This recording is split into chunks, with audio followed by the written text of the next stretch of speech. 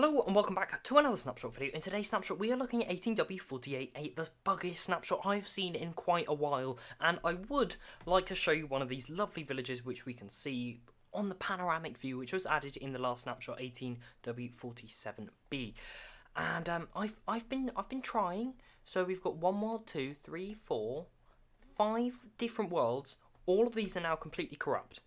I can't, six, sorry.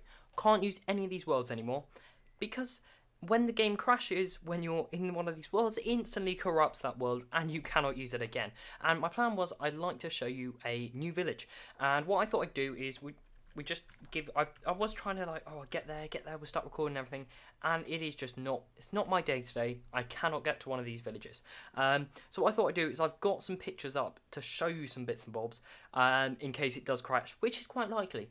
So bear that in mind. This is, again, a very buggy snapshot. Expect this. If you are playing a survival world, do not upgrade your world in this snapshot at all. It's not worth it at all. I think the Mojang team have talked about releasing a B snapshot hopefully over the next couple of days, if not tomorrow. Otherwise it'll be sometime next week with fixes. So what is in the snapshot? We have added grindstone functionality. So one of those 10 blocks we saw a while back, and it is oh no, there we go. For a minute I thought it crashed.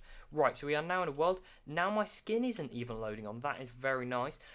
The way I've worked out to to get close-ish to a new village, you can locate new village, which is that command there, and when that decides to load up, I've tried teleporting there. Every time I teleport, it does crash your game instantly, so you can't teleport there. So what I'm going to try and do is I'm going to try and fly there, which is what I've tried the last few times. I can't think of any other way to get there.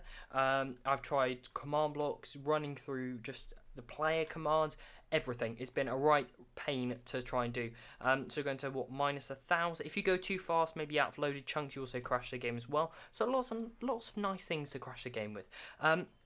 So the grindstone now has functionality, which is really cool. And this, I probably better show you this before we start going into trying to find one of these new villages. Let's grab up a grindstone, which is just here. And what we will do is we'll place that down. Let's take that off.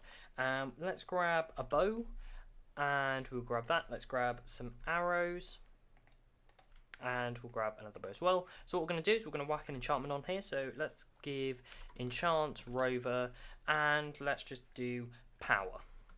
There we go. So we've got power on that bow. What I'm going to do is I'm going to go into survival just so I can lose some durability on this bow here. So there we go, lost some durability. What we're going to do is we're going to go into the grindstone, and we're just going to pretend we've enchanted this bow previously.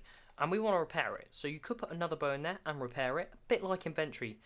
Like you used to be able to do in your inventory. That is obviously no longer available. You could do it like this, and let's say we're going to grab this bow out. You'll see we gain a little bit of XP for every enchantment we use. So that's the functionality of the grindstone, and you will no longer be able to repair bows in crafting tables or your own inventory crafting.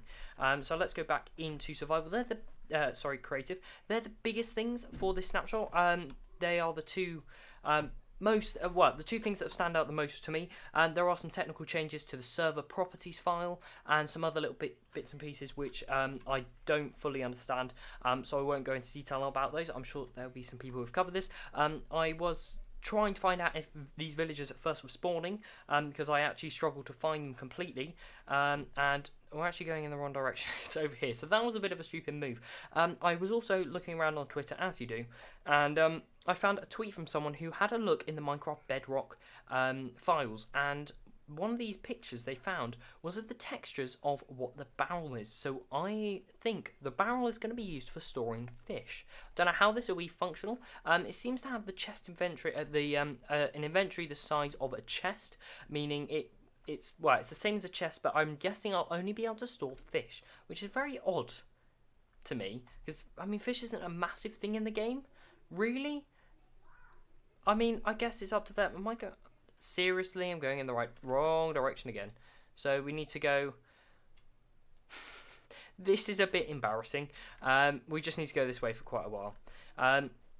So yeah, I saw that on Twitter, and hopefully I'll put a link to that tweet down in the description so you can have a look at those files. This was obviously the Bedrock alpha. I'm unable to get hold of that, which is a right pain, so I can't actually get hold of the Bedrock edition alphas and betas, all that kind of stuff, which I'd love to be able to cover. So I'm looking into that. So yeah, this is a bit of a pain trying to get there, and I have to say this is the longest I've gone without the world going corrupt and crashing. Oh, I thought we were going to lose it then. Also, terrain generation is obviously quite slow, as you can see in this.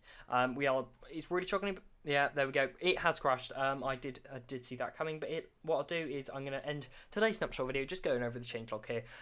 So don't worry, other villages will be getting a makeover treatment very soon too. So we've only got this for the Plains village, and that is all I can really show you. So we've got some new buildings. We've got 2 high buildings.